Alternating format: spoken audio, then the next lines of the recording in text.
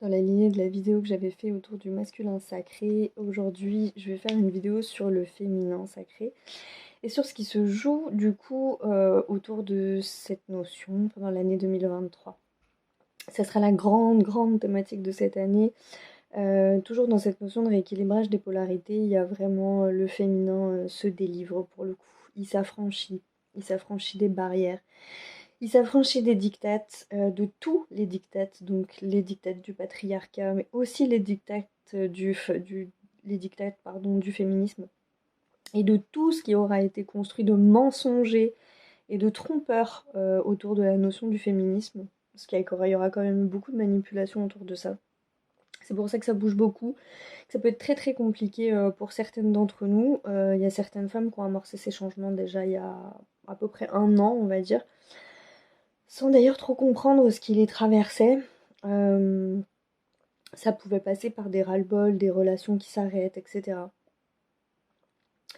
Euh, Il y a beaucoup de blocages à lever parce que ça se lève au niveau ancestral, transgénérationnel, karmique. On a vraiment besoin de se libérer des mauvais héritages. Il peut y avoir beaucoup de remontées autour de la notion d'oppression, d'emprise, de viol, d'inceste, d'agression, etc. À tous les niveaux, sur plein de plans. Ça, c'est des choses qui peuvent remonter très fortement parce qu'il y a un gros besoin de nettoyage. Pour installer un nouveau paradigme, il faut qu'il y ait un gros nettoyage qui se fasse. Et pour ça, il y a besoin de reconnecter à la divine essence et la divine essence de la mère.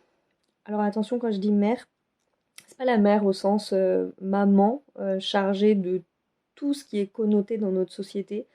C'est vraiment le sens de la mère au sens de la terre mère. Cette énergie-là. Et non pas l'énergie maternante enfin, voilà, qui pourrait nous venir à l'esprit quand on entend ce mot. Euh, le féminin est vraiment appelé à se défendre, à prendre soin, mais pas à son détriment, à pardonner, mais à comprendre aussi, en équilibre et en justesse. Et c'est ça qui est le plus dur finalement. Sans colère, sans vengeance et sans dissonance. Et c'est ça, clairement, le plus difficile, on va dire, parce que je pense notamment à certaines femmes qui peuvent être traversées par des mémoires de sorcières, par exemple, sont des mémoires qui sont souvent empreintes de vengeance, parce que les histoires s'y prêtaient.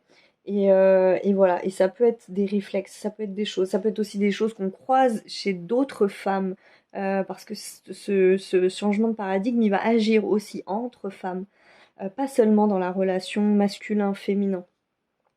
Donc c'est la grande révélation, c'est l'apogée, c'est le début d'une très belle aventure, je le crois, à l'échelle individuelle comme à l'échelle collective, véritablement. C'est une féminité totalement réinventée, un nouveau paradigme qui se met en place.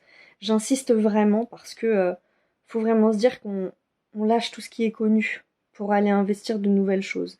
Et c'est pour ça que c'est compliqué, parce qu'il y a des zones de nettoyage qui sont très fortes, des programmes qui sont ancrés très puissamment et dont on a vraiment besoin de se délester.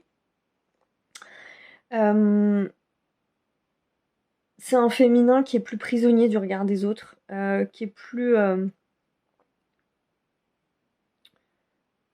plus prisonnier du regard des autres et qui est sans compromis.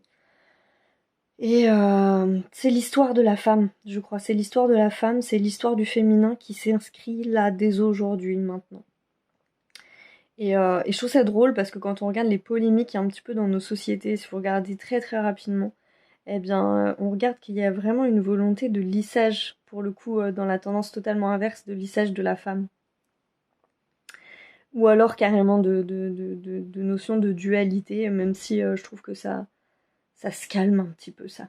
Mais voilà, donc c'est une toute nouvelle histoire qui s'inscrit. Je vous invite vraiment à plonger en profondeur vers cette nouvelle aventure parce que il y a forcément de belles découvertes à la clé. Voilà.